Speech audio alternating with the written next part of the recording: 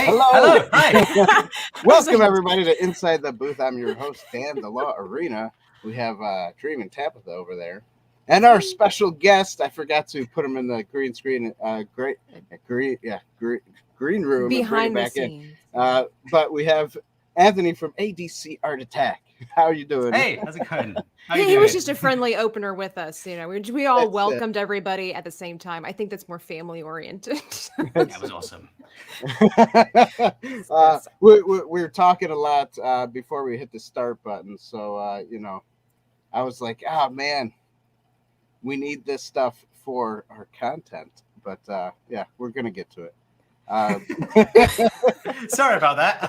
No, that's not your fault. We need the stuff. We're very superficial over here. We need the stuff. Right. Just act surprised now. That's right. Oh my goodness! So we're live. We'll call you ADC. So ADC, you have a beautiful YouTube channel with awesome professional art, and all that's in the description below. But why don't you tell other people what else you do here on the interwebs? Oh gosh. Okay. So yeah, I have the I mean starting with your mother. Obviously. No. Yeah, we'll go right back to the beginning. So school was tough. No, yeah. I have the YouTube channel where we do a lot of. I try to educate people as best as I can in my videos, but in a fun way. So a way that's sort of more subliminal than direct education. Because I think that can get a bit boring when you're sort of, telling people how to do something. Let them decide how they want to do it, but you just kind of help them along the way as you do it, a sort of journey. And we recently started doing live streams as well over on Twitch, which have been fantastic. It's been awesome to build a new community over there. And that's a little bit more relaxed. We don't really do much art, actually, funny enough. We started trying to do art, and it just gets a little bit out of hand sometimes, a little bit crazy, and it doesn't always go the way you think it's going to go when you start. When the minute you hit live, it's like suddenly the script doesn't work, all bets are off, and you just don't know where it's going to go. And now I'm just sort of dabbling around. I'm sort of trying to figure out what it is I want to do. I've been doing this for a long time, for about 3 years full time, but I've been doing it for maybe 8 or 9 years now, and it's and it's sort of. I want to do more. I kind of want to branch out a little bit, which is why I've dabbled in gaming now. And I'm just sort of trying to find my feet there and also starting up some lessons. So I want to start some direct lessons, a sort of school type thing, something just a little bit more direct to help people out over on YouTube, which I haven't officially announced just yet or begun, but that is something I'm working on to get started, which should be a lot of fun. But beyond that, yeah, it's just gaming. My life is pretty much just gaming and art and animals. I love animals. Who doesn't love animals? Yeah, animals I'm kind of just having fun with my rabbit every night now, and I just let her run around. So we just, honestly, That's funny. I expected cat, dog, pet, fish, maybe a sequoia I have a dog, tree, but rabbit. I wasn't expecting a rabbit. Yeah. They're really cool animals. If you have them living inside, you can really. Not necessarily train them, but they become a little bit more like a cat or a dog. They sort of run around, climbing on things, and it's like, okay, this isn't. I mean, I didn't want a cat, but I've got one now, so it does get a little bit crazy. Wow. Do you have a particular, like you were saying, you're doing a little bit of all kinds of stuff? What primarily do you focus on? In terms of what? Your artwork, yeah. So I focus on coloring things at the moment, markers in particular, alcohol markers. That sort of that was an accidental thing, by the way. I started that by accident. I used to just love graphite when I first started doing art. Oh. I was solely just a graphite artist, and I realized quickly that things like Instagram at the time, anyway, when it was easy to grow on Instagram, it didn't work too well doing just graphite things. People wanted color. They wanted to see things that were bright, vibrant. So I accidentally myself into markers. And now that's kind of my thing. That's what I focus on mostly. Coloring books, obviously. That's sort of, again, another thing where I just kind of fell into it. I sort of realized, as we said before, I sort of realized that I could draw and people weren't really that interested in the drawing aspect anymore. It was more the coloring thing. That was what people wanted to learn and wanted to know. So I figured that doing coloring books was the right step and taking them to another level from what you're given, which is just a standard piece of line work, taking that and going outside the box there, and really sort of encouraging people to just try new things and just to have fun with it. And that's been great. You know, it's been a great lesson for me, and it seems to be working for other people as well. And it gets them doing things. It gets them literally going outside of their comfort zones, going outside of the lines, and just trying new things, which is really fun. And I'm loving that. That's actually saved my career, I'll be honest, in terms of my passion for the career. Doing the coloring books has been like it's what I want to do now. It's become exciting, and it's something different. So it really did. It made my career, but it also just saved my career because I was getting a little bit run down with just doing drawings and sketching. So now, as a noob of alcohol markers, when you're coloring in a normal, let's say you grab a kid's coloring book, I don't know, from the dollar store or like Walmart or whatever stores you got over there. Usually it's usually Amazon. That's pretty much where I buy everything.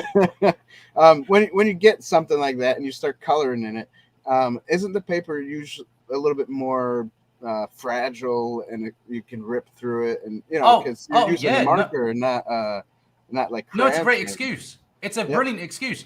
I love it. I love that it's terrible, because if any mistakes happen, I can blame the paper. At the end, there's times during the video I will start going on a little bit of a rant about the paper and saying how bad it is, and it's like, no, I planned this. I knew the paper was going to be bad, so I've got no pressure here in making a bad drawing. Because if it doesn't go well, I can just fall back on that excuse. But sometimes you actually do get books that actually have really high quality papers. It is a bit of a, you know, it's random. You don't know what you're going to get. But I actually do prefer the worst qualities. I think that they're better for alcohol markers. They bleed better, and that I think it's easier. So I do prefer worse quality. I think it's funny that we live in a time and age when they're making adult coloring books. I don't know about you guys, but when I was younger, I distinctly remember when I was about maybe 8 or so, and my dad was watching the news, right? And it was some court case, right? And the defendant, some adult male, is coloring in a coloring book. And I was asking my dad, like, what is that?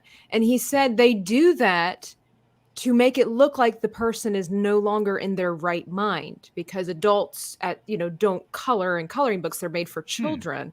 And this was back, 20 plus years ago, when I don't think they really had adult coloring books. And now it's just so funny to see the shift where there is adult coloring books all over the place. But it used to be a tactic that lawyers would give defendants to make them look like they were not in their right mind. That is very interesting. I didn't know crazy? That. I guess we're all not in our right mind. We're all just out. Coloring book still. Well, I started it with that gimmick. The titles as of late haven't had it, but the original titles had children's coloring book. That was the gimmick, that it was a children's coloring book. But then throughout the video, I would explain you don't have to be a child to color in these books. It's about creative freedom. That was the point, the purpose of this. So that's actually really interesting to know that. I did not know that. That's really cool. Yeah, I clearly remember that, because when the phase came in, where adult coloring books, especially the Mandela stuff everywhere, and I'm like, it's so funny. Now we're encouraging adults to do it, whereas before it was a ploy. I mean, I myself, I have coloring books. Have you tried the adult coloring books though? The Mandela ones and Mandela. I have. Yeah. I don't mind it. It's actually, that for me, that's therapeutic when I don't know what to draw, but I still have the instinct and the desire to color or draw something.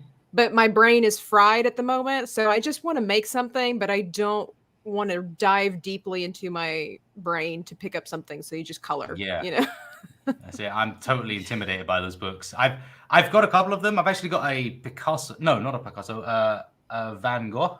A Van Gogh one. And I don't think I'll ever use it. It's so intimidating. I see there's too much on the papers, and whenever I see just way too, I feel really nervous about that. I usually go for the more simplistic designs, where it's like one character just sat there, and then you have freedom to do whatever you like at that point. But when there's just so much going on, it's I got rid of the ones where it was about 200 birds, on one page, and then it's about 4,000 seashells, and I can't do that. Definitely. It's way too intimidating. So much. That's crazy. I do like some of your crossover drawings, though. Those are pretty cool.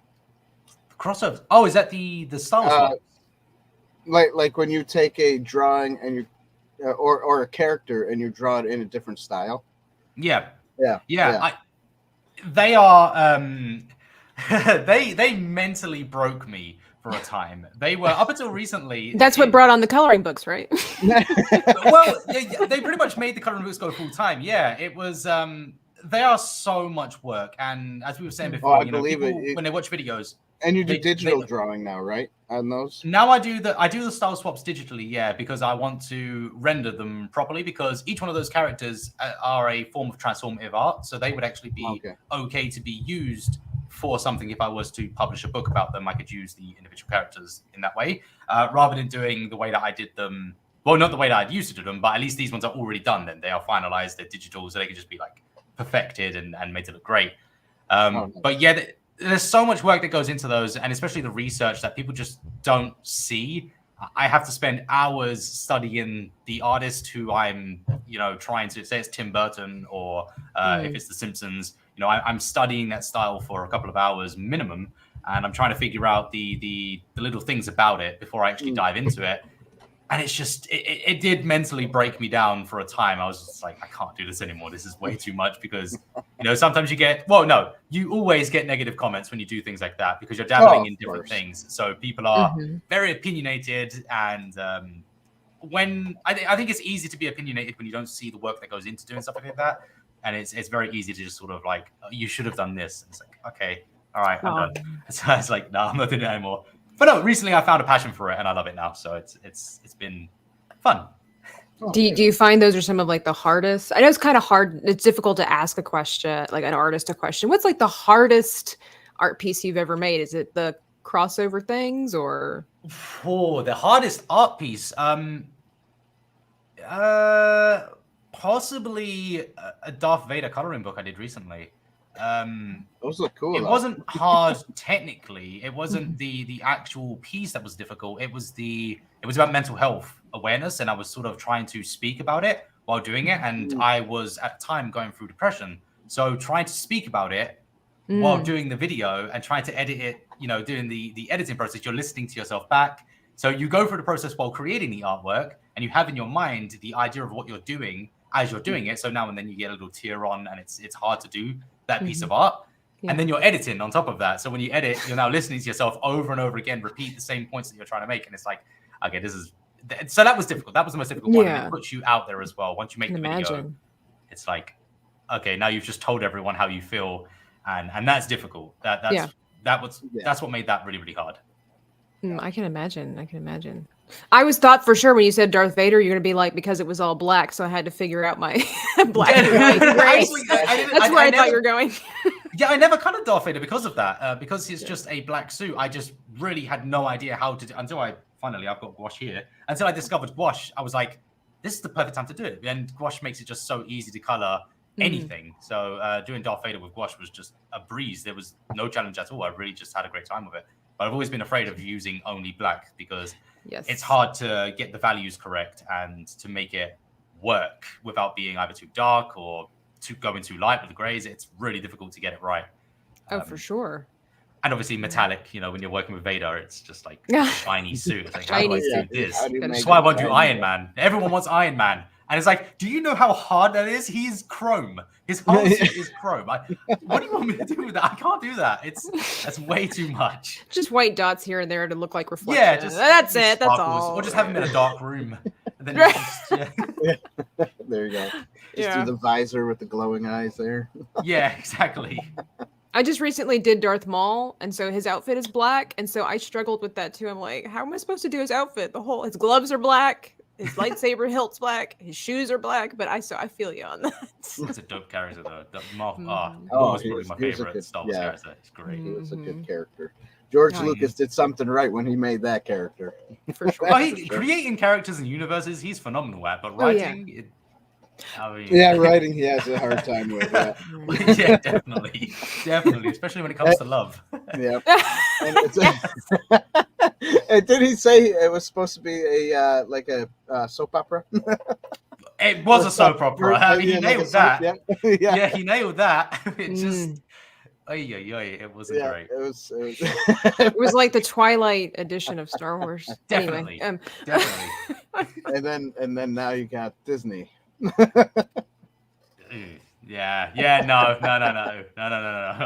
I despise what Disney did. Yeah. Oh, so we have a fellow.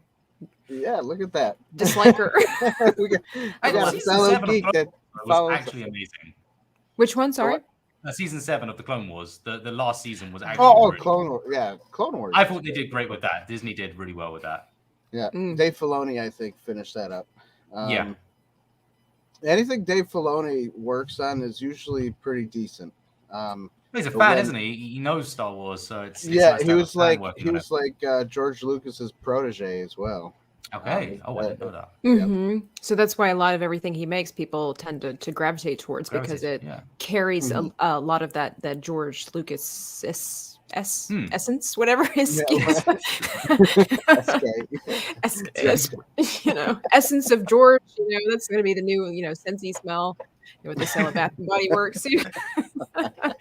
Smells like creativity and failed love. But yeah, so this is a big cup. I just realized. Jesus. Hey, big cups are great. Tea and coffee deserves a big cup. Yeah, definitely, for sure. But so how did you decide to start YouTube? I started it. My very first video was made because I was accused of tracing in every Instagram post I ever made. And so I made my very first video the nerve to defend that. It was like, yeah, no, I don't trace. I was like, right, I'm making this video for that reason. And some of the videos I've deleted since then. The first video is actually still up, but some of them I've deleted just because I'm just embarrassed by it. It's like really old content. So I don't want that anymore. But yeah, it was just to prove that I wasn't tracing. That was ultimately the reason why I did it. And then the sort of like when I decided I wanted to chase an ambition of an art career, that was money driven because I was like, I need a job and it would be nice to have a career as an artist. Mm-hmm. And then it was sort of like that time when I saw that artists were making money on the platform.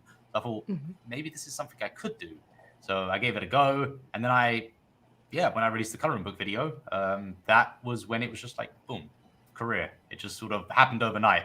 Up until then, it was just like, I don't even think I even got paid. I remember saying to my wife that if I keep going like this, in 3 months' time, I'll reach the threshold to get paid from YouTube. And I was like, wow, this would be really cool. And then, the coloring book video came out and it was like, oh my gosh. And that was just like a life changer, like immediately. So, nice. I saw it just like took one video. Most popular, or at least one of your most popular videos. And like, it is. Who would have thought? Who would have thought? It's just a simplistic idea. The simplistic things, it's just, But it's great, though, to know that. I don't know how it works now. I'm sort of out of touch with YouTube at the moment. But at the time, it was great to know that one video can change your life on the platform. Because you get a lot of people who give up, right? So they'll do like 100 videos and then they'll give up because they haven't seen any success. I mean, I did maybe 100 videos and there was no success. And then you get that one video that just goes boom. And next thing you know, you've got a career and you have a great life. And it's like, wow, how did that happen? It just sort of happens overnight, which is kind of the way it goes online anyway. It's less of a journey. It's more of just an instantaneous, there you go. And then you've got it's up to you from that point onwards to sort of take care of it and make sure that it lasts. But the initial start is usually just an instant boom, less of a gradual process. Or at least that's what I find with most of my colleagues, with the people that I speak to. Well, what did you do after? I mean, like, how did that affect you for your next video you're going to make? Like, did it do just as well? I mean, or was it just kind of balanced out? No, the videos did well. It wasn't intended to be a series because I never thought that a series would be a thing at that time. So I never tried to make a series out of the coloring books. I did a follow-up video shortly after because people were, we want more content, we want more videos. And at that time I had like the news sites, the sort of like social media news sites, Lad Bibles and things. These sites were sharing it on their social medias. And I was like, okay, maybe I do need to make another one here. So I made a follow-up and then that took off. That one blew up as well. I think it's actually bigger than the first one. So I was like, oh, there's a series here. So I went back, I edited the titles. I was like, right, number 2. So it's just sort of like, we're going to make another one then. And you change. I think that's the most important part. Is you just change, and you don't decide that you're going to change, because prior to that, I was just an anime artist. That's all I did was anime, and off the back of that, I became a comic book artist, and obviously I got to work with Marvel in an indirect sort of way, which worked. I mean, that would never have happened had I stuck with anime. I probably would have fallen off by now. I think most anime artists do fall off pretty short term. They get a bit of a boom career on YouTube, and then it just dies down. But switching to comics and things, that's more, especially as I'm an English creator, so I speak English, the Western world gravitates more towards the comic books. So it works really well for longevity. And then I can't remember what happened. There was like a weird moment when one of my idols on the platform, Jazza, if you're familiar with him. Oh, yeah. He reached out, and next thing I know, he's in my DMs and we're talking. And I was like, what is going on here? Like, I followed you for like 10 years. What's happening here? And yeah, now we're working together. That's and cool. we made a video, and it just spirals. It really just goes. You don't really control it. I don't think you actually control any aspect once you start to make it on the platform. It's like your viewers decide what you're going to do, and then the things around it, whether it's a sponsor or a fellow content creator, they sort of it just happens, and things just start to take shape. And now and then you do what you want to do, and it usually doesn't do too well. So you go back to what people are watching. Isn't that horrible? Oh, yeah, it is. That was actually when we spoke about the style swaps. I wanted to do those two that I've just recently done, and they didn't perform too well. And I was like, oh, come on. Like, I liked them. That was fun. And they didn't do too well. So switching the content back, changing things up, and doing something else again. And that's what we're going to be doing now, is just like new things. And once I get back to the UK, I'm going to be doing even more things, bigger things, which will be really, really cool. Oh, nice. I'm looking forward to that. Definitely. That is so cool. So before YouTube, you were talking earlier before we started going live about you being a architect instead. How did you go from school in architecture to wanting, or just basically ending up drawing, and now obviously again doing what you're doing now? I think I oversold the architecture thing a little bit. So I did work experience as an architect, and I was studying to become an architect. I did a project for a company, Optimus, I think they're called. I can't remember. They make lenses. I can't remember the name of them, but I did some work for them, and they gave me a sponsorship to go to a school, and things just didn't work out. It just wasn't really good. I was immature, firstly, and I was very young, so things just didn't work out for me. I went to college to study architecture. I spent about 3 months, and I just thought, this is not for me. It was more my mum's dream than it was my dream, firstly. She wanted me to be the architect. I wanted to be a cartoonist because I enjoyed drawing cartoons. But everyone tells you there's no money in cartoons, so you can't do that. Right. Well, good thing we got YouTube now, huh? Exactly. I mean, social media made it, plausible to be an artist, which is great, because without social media, you'd have to be a gallery-based artist, and that's a nightmare. That's I'm sure it's not easy to get into. But yeah, I was actually bouncing around jobs for a time. I worked as a personal trainer. I did some fitness things. I started working in a brewery, and then I don't know how I went from fitness to brewery, but it worked. Because you're an artist. We jump from job to job. Yeah, we just things just happen. You just can't hold down a regular job. Exactly. True artist. I've been told that many times. But no, yeah. While I was doing that, I made some really good friends in the fitness industry, and I realized that there was actually one of them who was an artist. I can't remember his name. It was a very long time ago. But I started to draw my peers in that industry, just like studies, so human studies, anatomy, and things. And so I started doing that, and that was just random. Then I did the Instagram, started that, and again, it's just an accidental thing. It just starts to grow. It just happened. It was just very weird that it did happen. From fitness, I'm trying to think of how this happens now. This is it. I never really thought about this. I don't actually know how that's happened. I'm a little bit confused here. No, it just started with the fitness thing, and then I'm just drawing. It just sort of happened overnight. And just slipped into different things. You sort of realize what people are interested in. You sort of gauge the response that people are what they're saying in the comments, what they want to see, and then you start doing that. Then I actually dabbled in like custom hats and shoes because I wanted to make money, and it's kind of all money driven at that point. And then I stopped doing that when I realized, okay, I've got to start paying taxes and things on these, and this is a business now, and I don't want to be a business. This is not easy. So No, I left that career, and I was like, right, I'm gonna start a YouTube career. Then, that happened. Nice. That's so funny. I love hearing people's journeys because they really, a lot of times, are like, "How did I get here?" Yeah, right. I used to be a dog walker, and then I used to paint birdhouses, and now, like it just kind of happens, I think I'm going to start doing that more now. Just asking my colleagues, how did you get into this? What was the journey here? Did you study this? I think I know that he was a game designer, or he did some like game designs, and then he was sort of always artistic. But he used to be a theater person, right? Because he used to sing and perform. Yeah. So, and now he's setting things on fire and burning wood. And I love his videos. Trying new art. Yeah. I love it. Being crazy. What is maybe the strangest element that you've done, or to see growth in your channel for an art channel? Like, what's maybe the strangest thing you never thought you would need to do in order to see growth in your channel as an artist? Oh, gosh, the strangest thing. This is a difficult. I'm so not prepared for that. I don't know what the strangest thing. I wouldn't say strangest thing, but I think there's a level of choreography and acting that goes into the YouTube videos. So I wouldn't say it's the strangest, but it's definitely the most.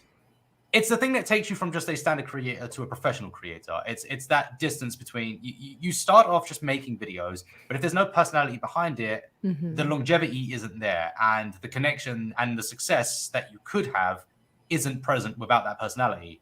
So having that and learning to control because what you see in the videos is who I am, but I have to control it because otherwise I get a little bit too off topic. And there are some times when I do leave it in the videos, but I'm a little bit too chaotic. So learning to kind of control that and have, whether it's notes or like a script prior to that, where I can have key points and ensure that I'm staying true to what I'm trying to do rather than rambling.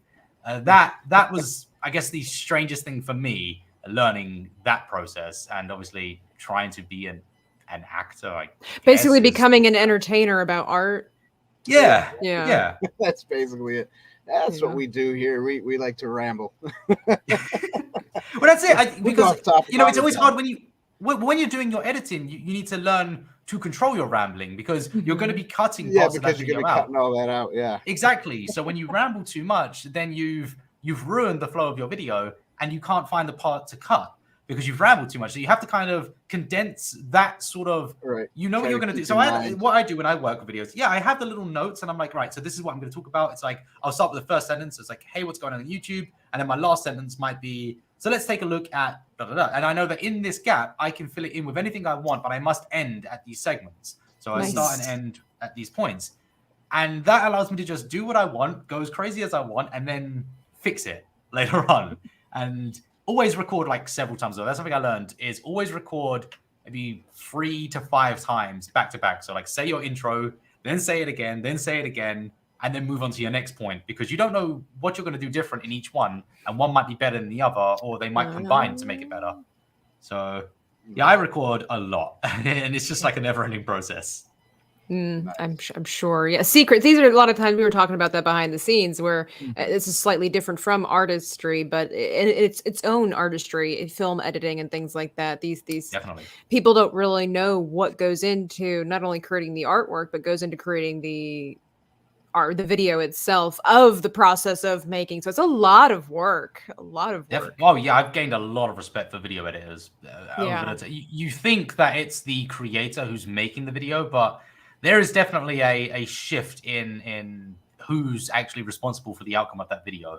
It's I'd say it's close to 50-50. It really is. It's the editing is a massive part of the video. It's not just the entertainer or the artwork. It is the editor plays a large part. I mean, I edit my own Oh, yeah. videos, but I can say that the editors are definitely. So you're giving controlling. yourself 50% credit. I'm giving myself 50. I pay myself half, and then I keep half, so it works out.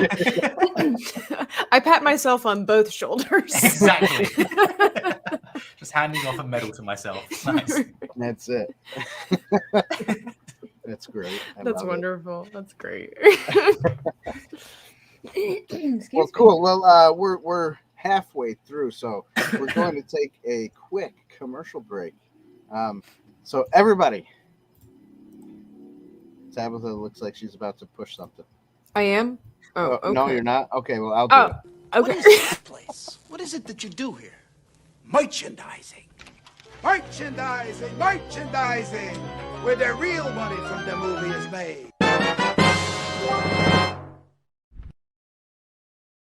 Oh, it's beautiful. So yes, that is beautiful. Go check out our website, www.insidetheboothtv.com/shop, and you can get yourself some shirts, some hoodies, some mugs, anything on that shop page that you want to get. That helps support us here on Inside the Booth. Also, you can become a Patreon member for just $1 a month, and that also helps support us and bring you beautiful, great content just like this with awesome friends and people like ADC. Exactly. I gotta ask ADC though, that this name, where does this come from? I may have missed that video. This is like the most asked thing. It's my name. It's just the initials of my name, Anthony David. Oh, okay. I thought maybe you were a nice, heavy metal rock fan or something like no. Oh gosh, AC/DC no. kind of, Yeah, you know, like ACDC thing. I never like live it down. ACD, just a little different. just a little Never live it backwards, down. maybe with dyslexia. Everyone always does it. It's anytime I get addressed like an email, it might say ACDC, or like the first time I have a call with someone, they'll say ACDC, and I'm like, was it really that difficult? It's 3 letters. It's fine. But yeah, no, it does happen a lot, and it's always funny. I think because it's like one word, you know, that's for me was like, okay, there's a lot of letters. Let me focus on this really quickly. I did read it first as ACDC Art Attack. It happens. Originally, it was the League of Legends community. I dabbled into some of that content originally, but ADC is, I don't know. I haven't played it in a very long time, but in League of Legends, it's like a fighting style or a battle style or something like that. It's very popular. It's kind of like the thing. And they all just assumed that I just did League of Legends content. So I got the comments, you know, when are you going to release some new League of Legends content? When are you going to do this? I was like, no, that's not what this is. So that was, I've had that, but I haven't had that in a while. So that one's died out. It's now ACDC. I kind of love that one now. Nice. See, that's where your gaming career took off, right? That might answer it. That might answer why everyone's assuming I'm a gamer. That might. That's it. Look, we're just putting puzzle pieces together today. Yeah. That's awesome. Oh my goodness. Yeah. Well, also we'd like to say hello to the chat. Looks like there's a lot of people in there today. A lot of fans for Anthony. So we got. I'm going to scroll up to the beginning. Time Blink. We got. I don't know. There were 2 that said hi at like 9 o'clock this morning. I don't know why. Oh gosh. Our 9 o'clock in the morning. Eastern Standard Time. So It was still a while ago, though. yeah, it was still a while ago. Yeah. Someone says hi. Someone says, and then a bunch of skulls. I don't know what that is. You know, so the best. That's it. So we got Time Blink. I think a lot of these people are from your community, your Twitch or your community or your YouTube. Yep. We got Killer Kirby's. If I said that correctly. Everybody in the chat, I butcher names constantly, so it's what he does around here. Yeah, that's what I do. Has Art. We got the Galaxy Garage. He's cool people. We also got Pixie Davies, right? Isn't that how you Mama say Pixie? it? She takes care of the community. Oh, that's it. There you go. Yeah. She told me that on Twitter. I was like, thanks for following us. And then she told me about, I do ADC's was it Twitch or something, like I handle all that stuff. So that's cool. Star Oceans. Go ahead, Dan. I dare you. Yeah, thanks. I'm gonna go with Pixie. Could share this with the Discord community. That would be cool. I'm not sure if they have actually. Pixie sort of runs our Discord, which is really cool. Oh, okay, yeah, cool.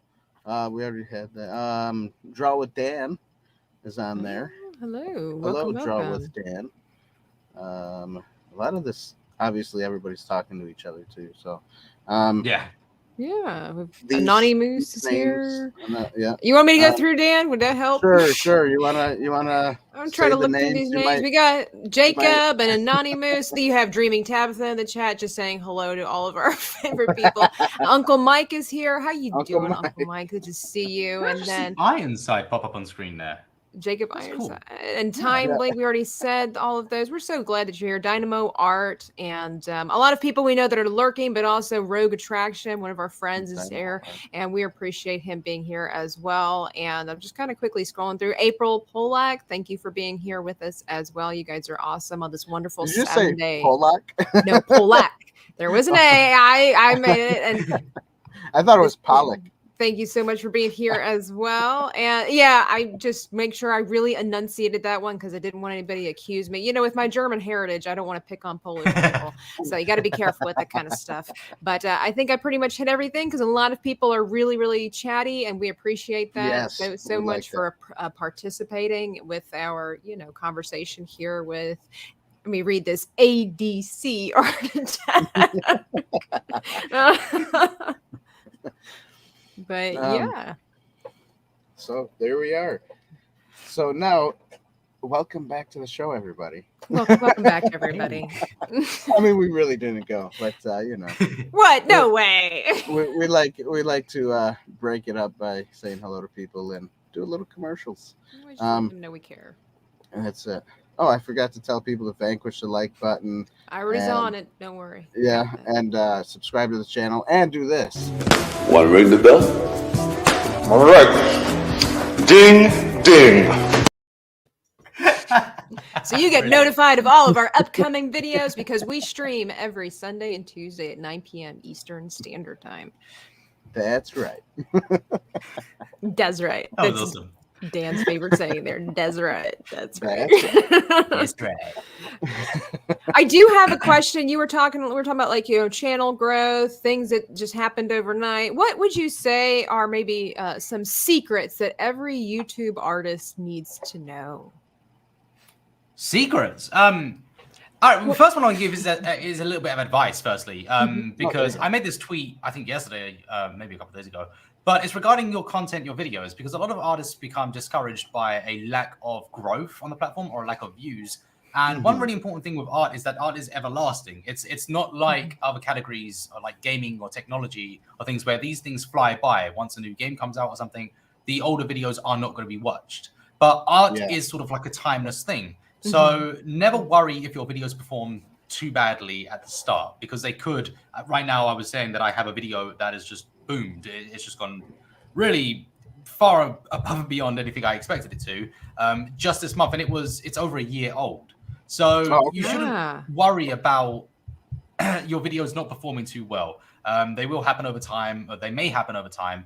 But yeah, there's going to be newer artists emerging all the time, and people who want to get into artwork and are going to be searching your content and will find your content. So never worry too much about the immediate growth. It will happen later on. It's definitely a slow process with this niche. In terms of secrets, it's I'm trying to think of what I would. Well, so when I said secrets, I mean basically the things that you just didn't anticipate you would need to know as an artist on YouTube. Maybe that makes it easier to maybe a content creator process. Yeah, I think going out, removing the editing and things like that, because I think that's obvious. You need to learn all that editing side of things and how to structure your videos. Oh gosh, things you would. I think changing, you need to be open to the idea of change, because what you want isn't what everyone else wants. And art is, we all know, a subjective thing, but it's always a personal thing. So what you want and what you like and what you enjoy doing, you may have fun doing that, but to be a successful creator, you're going to need to change to suit what people are going to want to watch. You can't always do what you want to do. And there is a way of finding a way to enjoy that, but that is a personal thing. It's like, how can you do that? For me, it's listening to music. I listen to music depending on the mood of what it is I'm doing. But I will change my playlist and I will change the songs depending on what it is I'm using, how I intend to use it. And if it's something I don't like, then I'm going to have to listen to some really good music to sort of get lost in that process. But yeah, more often than not, I'm doing stuff I don't enjoy. Like that's pretty much, that comes part and parcel with what I'm doing. You know, I'm not going to be doing things that I enjoy, because it's going to be what is going to get views and what is going to sustain a living on YouTube. Because things that I enjoy, you know, you do those in drops now and then. Actually, no, this is actually a point. Do the things that you want to do, but once every, say, 10 videos. So do what you want to do, but not too often. Just do it to kind of revitalize or help you out a little bit mentally. But for the rest of that time, you're going to want to start dabbling into things that other people want, and you're going to have to research that, figure it out, see what people are doing, and sort of jump on that a little bit. But yeah, it is difficult to keep it personal when you're doing a public thing. When you're trying to do artwork, it's very hard to do what you want to do all the time. It's kind of soul crushing too, isn't it? You know, it is. It's unexpectedly difficult to be an artist on the platform, because you are going to get the negative comments. I think that's a given. I think everyone knows that. This is social media, and everyone's got opinions. So you are going to be dealing with a lot of negativity. But it's important to zone out and to kind of ignore that. Fortunately, the art community is one of the best communities on the platform, so you won't get as many. But when you get those viral videos and when they do reach the masses, it's particularly if you're doing a popular character or something like from a movie or something, you're going to reach another audience. And that's where you're going to get a little bit more harsh opinions. So be prepared for that. You definitely need thick skin to be a creator. It's one of the biggest things, because it will, I mean, I'm sure you've seen a lot of creators, including myself, have suffered, through depression or some sort of lack of ambition, I guess. They've lost their ambition on YouTube. Jazza, Super Ray, these guys have taken breaks from YouTube at points in their career, and that's through the sort of pressure of the system. And yeah, part and parcel, like, it's the comments as well. There's a lot that goes into it, and it's sort of, the individual things don't really hurt, but it's when it all comes together. And you gotta be able to take it. You gotta have thick skin. You really do. Especially when it's a project that you really put your heart and soul in. You know, the irritating part is when you create something that everybody loves and you just like, I'm just going to make something today, 15 minutes, there it is, and everybody loves it. And then you might spend 2 weeks working really hard on something and everybody's just like, it's all right. It's okay. Like, the coloring book series. That's a perfect example. It's the easiest thing I've ever done and everyone loves it. But yet when I really try to go in on my artwork, like the style swaps, not really that popular. I guess I have to die for people to really appreciate my art. Hazard does want to know when you're making your next comic. So no. There you go. Am I making my next comic? I haven't made a first one yet. Really? Yeah. Better get on that. Give the people what they want. You got to do a first one. Yeah. That has always been a dream of mine. That has been an ambition. I've had many opportunities. People asking me to create comic books for them or artwork for their comics that they already have written. And it is something I really wanted to do, but it's a lot of pressure to do that, and obviously a lot of work. You're doing so many drawings. It's not something you can do in a week. It's months and months or years to create. So juggling YouTube, which is unfortunately full time, it's a lot more intense than most jobs. But certainly more than the jobs I've had. I've worked in a kitchen, I've worked in a brewery, and I've worked in a gym, and this is the most taxing. This is the most difficult job I've ever had. Oh, self-employment always is. It's really tough.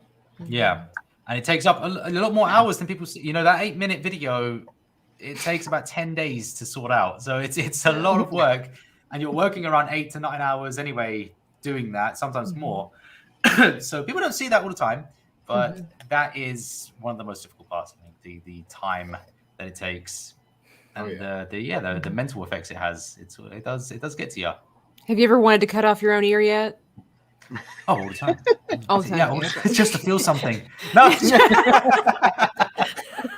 Just to feel something. Nice. But no, I've always appreciated where I am, though. I mean, it's a very lucky position to be in, and it's very rewarding. It is a phenomenal place to be in life, and it is something that I think is worth chasing. You just have to be willing to accept that it is not easy, and it is going to take a lot of work. Some people are lucky, and I have had luck, obviously. But yeah, you've got to appreciate what you've got and respect what you've got above all. You can't just try to get by and just try to put out content that you're not really putting your heart into. You really do have to go for it. And yeah, not everyone understands that. Not everyone does really respect that. Or even when they do get success, I've seen people with very large subscriber counts fall off and effectively have nothing, no channel, nothing. And that happens for a lack of, I guess, respect for what they do have. And you should really appreciate what you have when you do get it on the platforms. We have somebody that wants you to raise your arms and cheer. Is there something that we're missing? Like, is that a secret inside joke? Yes. No. Okay. Yeah. So as I said with my Twitch channel, it gets a little bit crazy sometimes, and I believe that was asked by Sandy. I imagine that was asked by, or maybe just it could have been anyone.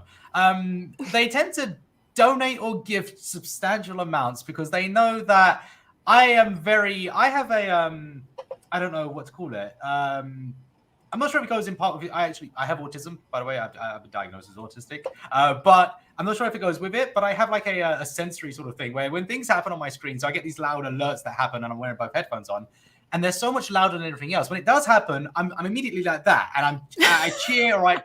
And they are obsessed with it. They're obsessed with it. I've fallen off the chair several times. This chair's actually broken, so I'm really hoping this doesn't collapse at any point. It's not able to do this, for example. It's supposed to be upright, but it can swing now. So yeah, it's a little bit intense. I love that, right? Yeah, they try to catch me at like the quietest moments as well. And being an artist doesn't help because sometimes you're locked in doing a little sketch. And, there's a loud, "You're awesome," or "bring," just a really loud noise, and it's just like okay. Oh, so your hands go up. Yeah, you're awesome. You're awesome. Oh, that's so funny. Okay, now I know. All right. Because I saw somebody else in the chat say that, like, you ask him to cheer or raise his arms. I'm like, I don't know. Do I want to? I try so hard not to do it. Every now and then they catch me, and I just I watch other Twitch streamers do that. They'll play like the scary games too, like Phasmophobia and whatever. And then all of a sudden, somebody in the chat will send like, one of those little things, and it's like really, really loud. Either it's happy music, or it was somebody had an evil laugh because they enjoyed that stuff, and they're going down this hallway, and somebody sent it at just the right time, this evil laugh, and they like screamed.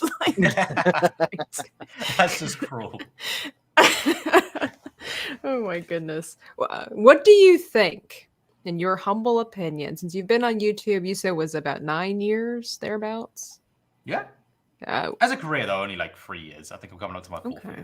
Well, so I'm sure you've met a lot of people and you've experienced different things, keep up with. What do you think, in your humble opinion, might be the next art craze?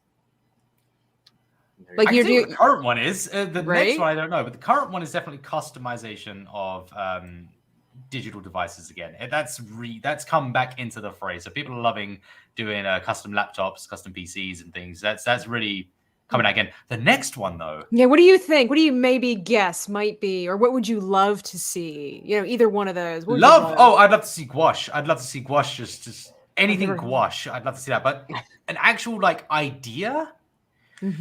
Oh, I think cheap.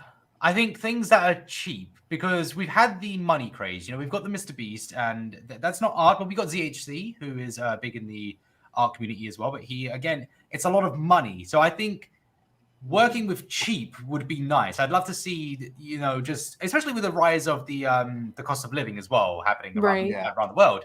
I think seeing ways to just use cheap materials, cheapest that you can get, and creating art with just those. So going to like a dollar store, a really cheap place, and just like ransacking the place, going in there and just getting everything, getting all of the cheap supplies, and just creating phenomenal artwork. That's something I'd love to see. Yeah, that'd be cool. And I think that probably will be the next big thing. I think that will be what blows up. I think if you started it now, I think you'd see a great return on that by December. I think that would really take off. So, Dan, do we not happen to know some amazing artists that take junk and turn it into some of the most amazing pieces? You ever heard of Star Wars room builders? no, but I want to. It is a I can send you a link. It is a growing community. We know several YouTubers that have their own channels. They're Star Wars room builders, and they take rooms in their houses and just dedicate everything Star Wars. Some of them do hands-on stuff, some 3D print, but they will just. Have you ever heard of Greeblies? No. Okay, so this is a new thing. It's a thing. So Greeblies, apparently, it's a production term. Basically, little.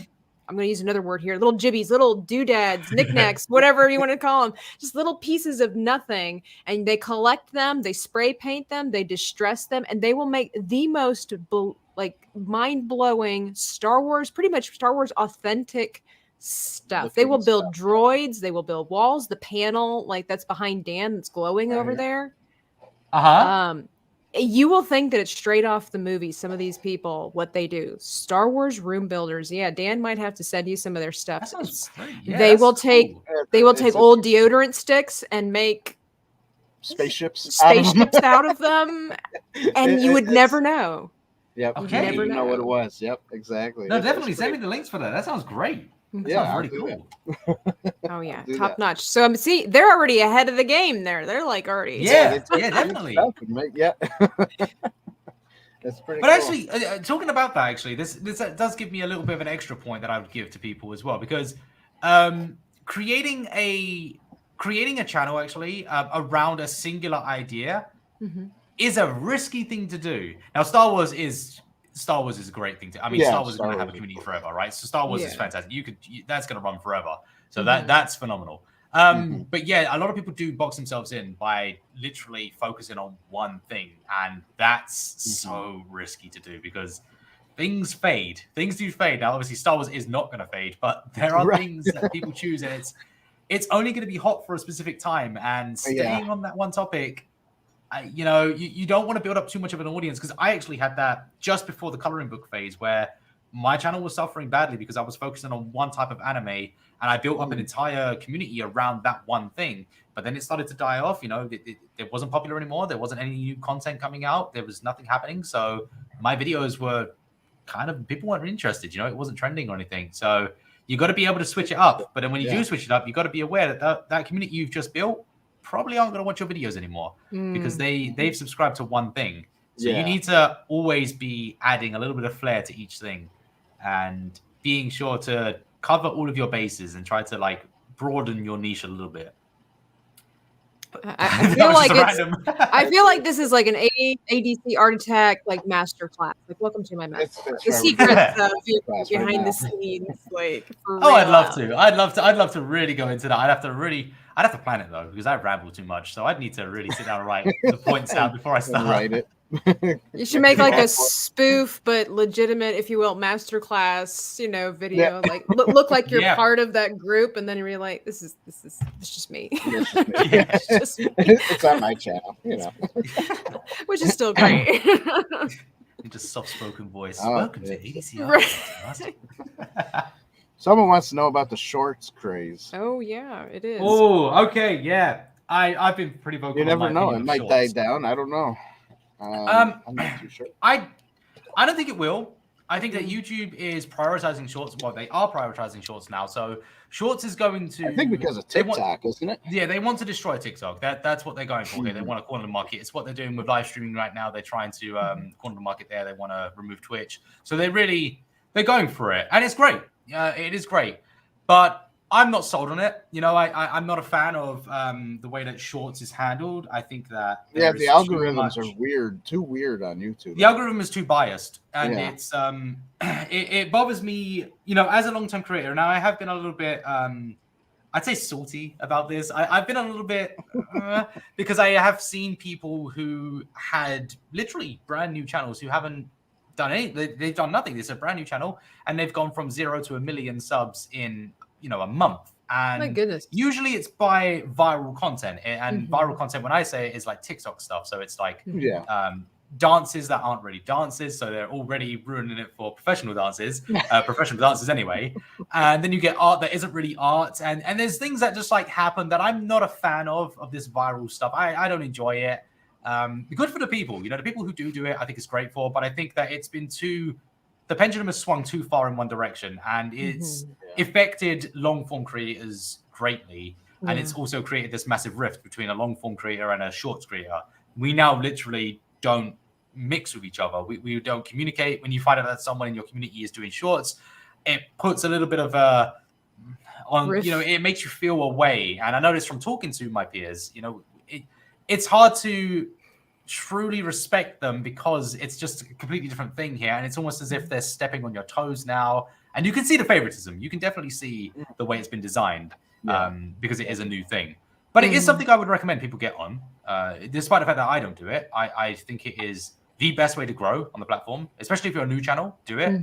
If you are a established channel like myself, it's too risky. I think doing that, you could alienate your audience, and there are a lot of people who don't like them, so you could really damage your channel by doing it. So it is risky to do it on an established channel. But if you create a new channel, it's worth it. You know, it is worth the growth. They are looking after you, and there's going to be new ways to monetize. So I mean, people are doing it for the money. That's why people are trying to go viral. That's the purpose of going viral, I guess. People want to become successful. So yeah, I guess create a new channel and go for it.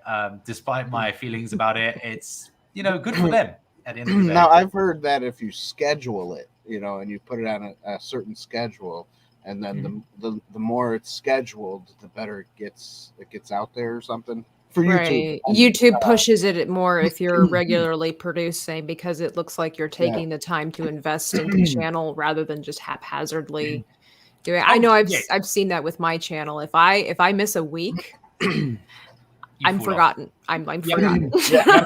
Yep. And that's the thing. The system, it's not a manual system, it's an automated system. So what works for you isn't going to work for someone else. And I found the best success between 7 to 10 days. If I wait beyond 10 days, I usually suffer a negative video. But then I have friends who upload once a month, sometimes once every 2 months. And their videos do phenomenal. There's actually Jaden Animations. She creates a video maybe like every 4 to 6 months, and they all do exceptionally well. And that's just the system that works for her. So it is random. There is no sort of one size fits all, but you'll learn it as you go. And it can be disheartening because you never know, especially when you spend those 10 days actually working. You know, you didn't take 10 days off. And then it fails. Then it's like, because I mean, I've been sick, and I still am sick for the last. I mean, it's been 12 days now. I'm still going strong, and I can't create content like this. It's not. You don't enjoy it when you're not feeling too good. So yeah, I've taken time off that I didn't want to take off, and I'm going to suffer for it. So it's always like, oh, it hurts to know that you can't afford to be sick now. Yeah. Can you ever? I'll still watch it though. Don't worry. Thank you. Loyal followers. Yeah. That's right. Loyal followers. Tell them to share it. Share it out, guys. Just share it. Right. Tell your friends. Like and retweet. Yeah. Because they said they're going to work on towards monetizing, you know, YouTube Shorts. You know, you have to have like, was it 1,000 subscribers, but 10 million views on your Shorts. And that just shows the pendulum. That just shows, because that's not difficult for Shorts. That's actually reasonable, which is the weird and scary thing. It's like if a YouTube video had 10 million views, you're pretty much set for the rest of the year financially. That would pay you a lot of money, depending on your niche. But yeah, 10 million views. If I got a 10 million view video, I'd probably take a year off. That would be fantastic. So yeah, I don't know. You could afford to be sick. Yeah. I know, right? I could be sick finally. Great. No, it is a little strange, but hey, if there's more ways to make money for content creators, then I'm all the more for it. It is good for people to be able to make a career like this, especially in the economy. So you know, most people do it part-time. That's a thing. Most creators do actually have another job. They're not always fortunate. I mean, it's very rare actually for a creator to be full-time. So get into that point. yeah, you know, you're lucky to get there, but they should give you more options to monetize because more people take it passionately as well, and they appreciate it when they are making money. It doesn't matter how much; it's just making that money back. They feel good about doing it, and it is nice. Yeah, exactly. Because you earned it. You know, exactly. If you work for it, you it earn was it. your work, and you got paid for it. And particularly if you're an artist, you know, you getting paid as an artist is like, that's awesome. They love me. They really love me. Exactly. The people want more of what I have to offer. Oh my goodness, That's yes. funny. For real though. So Cool. Well, I think that's pretty close to our time. Beautiful talking to you, for sure. That was great. Would love to have you back. yeah. Definitely. If you're willing, you know. Talk Star Wars. Absolutely. Yeah, I mean, we can even do a movie review. Speaking of movie review, what's your favorite movie so that everybody knows? Because this is wait. Because what I told you, right? So I said to you, National Treasure. Now, it is a great movie, and I love National Treasure. But when you said TV, that was the first thing that came to mind. But I'd say my favorite movie, and I'm going to lump them as one movie, would be Lord of the Rings. I think it is a masterpiece. I think it's the most perfect and timeless thing. I don't think it will ever age. I think it is perfect. It's not like even Star Wars, which I am so passionate about. It has aged. You watch the original trilogy, and there is, because of the technology, you know, and you watch it and you're like, okay, it has aged. But Lord of the Rings, I mean, I could watch it because it wasn't all digital. You know, it was practical, and that just it's honestly, it's incredible. So I'm going to say Lord of the Rings. I have to. I think just. I love that you said Lord of the Rings and not just like one of the individual, because that's how when people ask me what my favorite movies are, I'm like Lord of the Rings. Technically 3 movies, but I just don't look at them as 3 Absolutely movies. Not. I mean, who watches it one at a time? You watch them all. Yeah, you watch them all collectively. It's just one you long have movie. to. Yeah, exactly. The extended versions, by the way. Exactly. Extended or none. Exactly. Dan, we'll have to bring him on for the review show that we do here, where we talk about nerd stuff, so we can introduce him maybe to some of our Star Wars room builder friends. Yeah, definitely. I'm such a Star Wars fan. Yeah, I'm really a diehard Star Wars fan. So that would be. Oh, you would love that. Would be awesome. I love talking Star Wars. Cool. I can talk all day. Oh yeah. Yeah, we all do. Yeah, exactly. Cool. Yeah, that'd be great.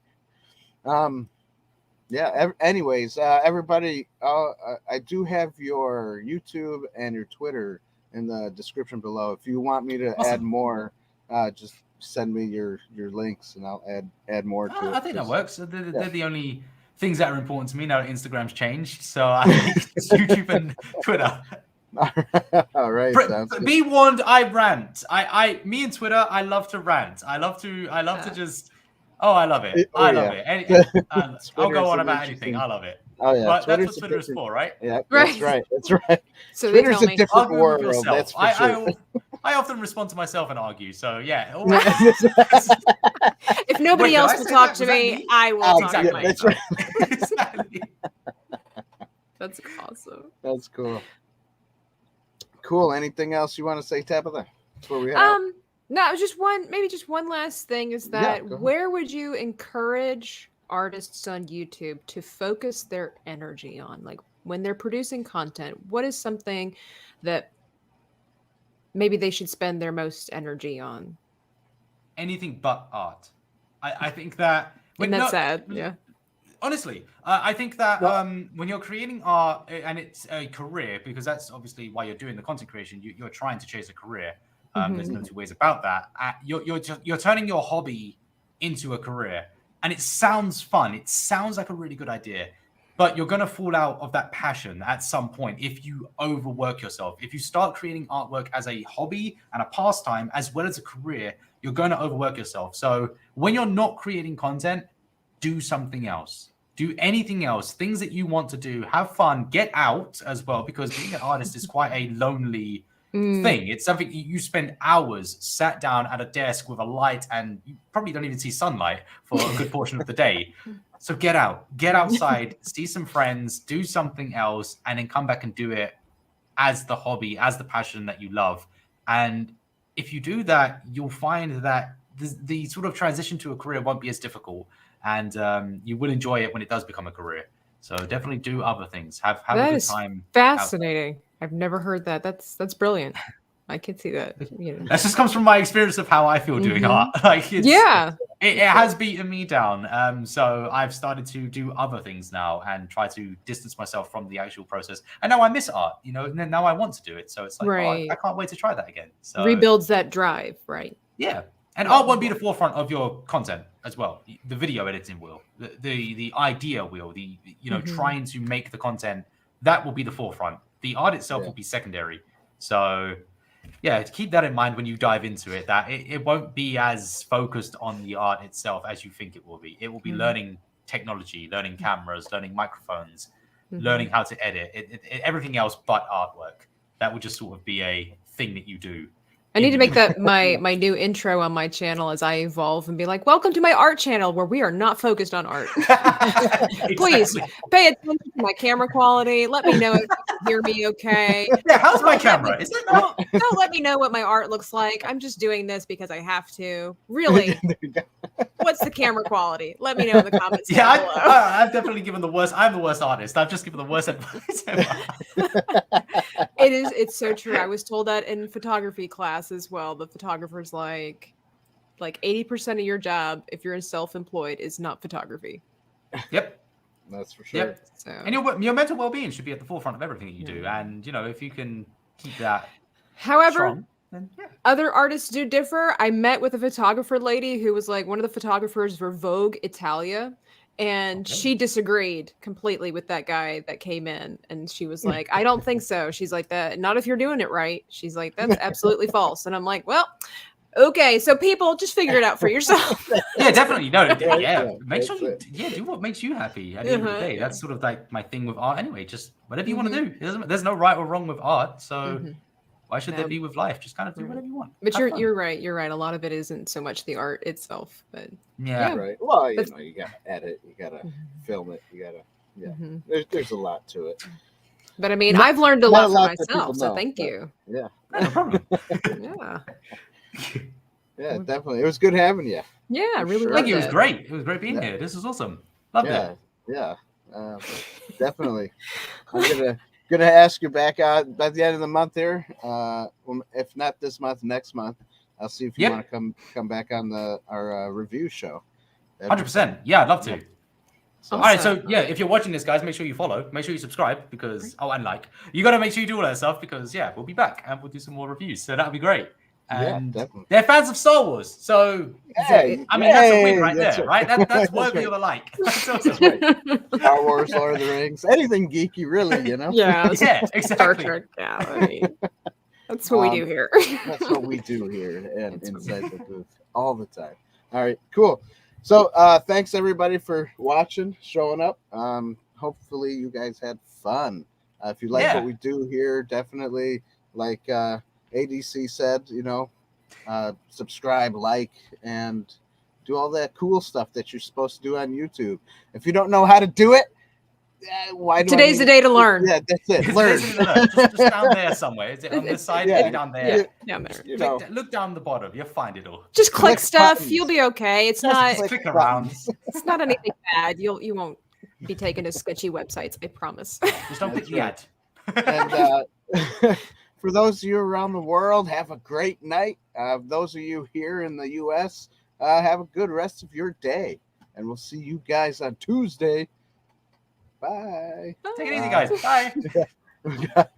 Last one. Sorry. I'm Dan. bad at picking these videos. There we go.